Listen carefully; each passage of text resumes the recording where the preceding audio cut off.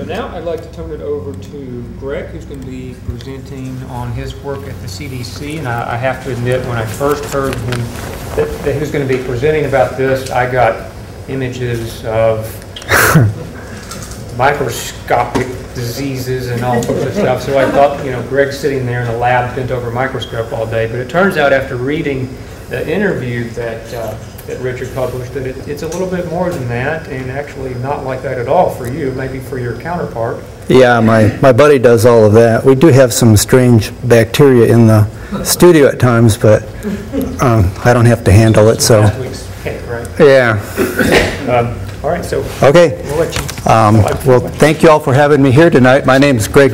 Is my microphone on? Okay. My name is Greg Knobloch, and I thank you for coming out. And my presentation tonight is on my photography at the CDC. So it was a strange trek to get there, but it basically started a long time ago. And I got interested in photography when I was in the military, and bought a nice camera, a Nikon camera. And better when you say camera. well, yeah. Well, I started with a Nikon, and I just kind of stayed with it. So, well, anyway, I guess about 10 years passed, and I decided to go to school at the Art Institute of Atlanta, and that turned out to be a really good thing.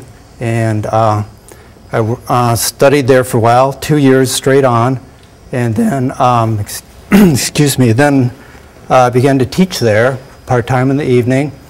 Worked for a studio photographer in Atlanta as an assistant, and did all kinds of, you know, odd things, develop film, develop prints, and wash the dishes and whatever else. And after that, got a job for the Georgia Tourist Division, where I worked for about 15 years.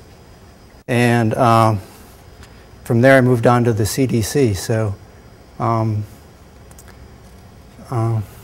I brought a bunch of pictures to show y'all, and let's see.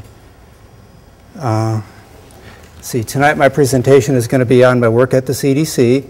It's going to be on my own personal work, and I brought some equipment to show you, and also I've got some Photoshop techniques that I use that I'm going to share with you. So I didn't really start out to be a photographer. It just kind of happened that way. And I don't know, is anybody in here also a photographer that you do it full time?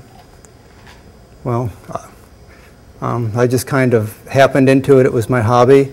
And after a while, I just started, it just kind of worked.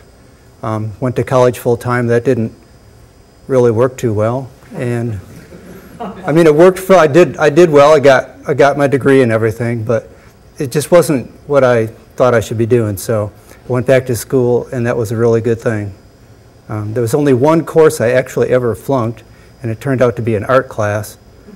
So, but it wasn't very interesting, and that was more my attitude than anything. So, I don't know.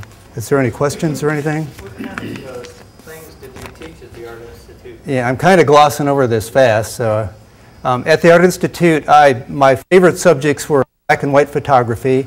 I liked the zone, is, you know, kind of a nowadays, but you know, I still remember all the classes I taught there, and basically we taught students how to make, you know, the best black and white prints we could. And I also taught color, some portfolio class, even a fashion class, where I never liked fashion all that much.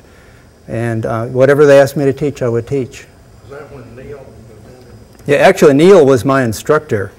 So for the zone system, and I thought, golly, now I've got zone system, and this is, you know, this is serious stuff. I've got to get this right. So I was a little concerned about it, but you know, once I took a real good look at it, I thought, yeah, okay, this works pretty well, and that worked out really well for me.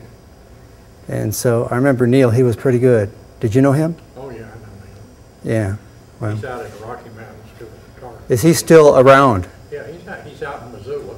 Okay. He started at Rocky Mountain School of Photography. Yeah. Well, I miss the days when you could base your exposure on the shadows and develop for the highlights, and expand the development to expand the, or contract it to. If you had it backwards, you base your exposure on the shadows And, highlights and developed for this.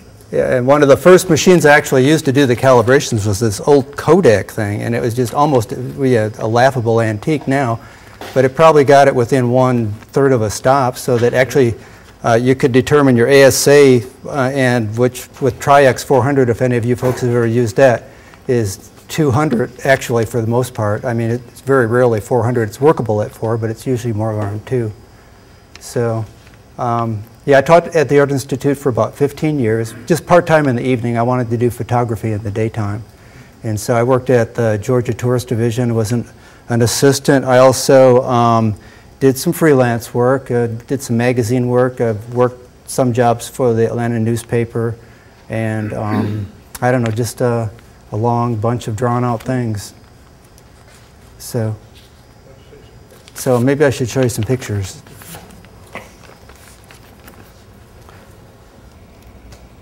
Let's see.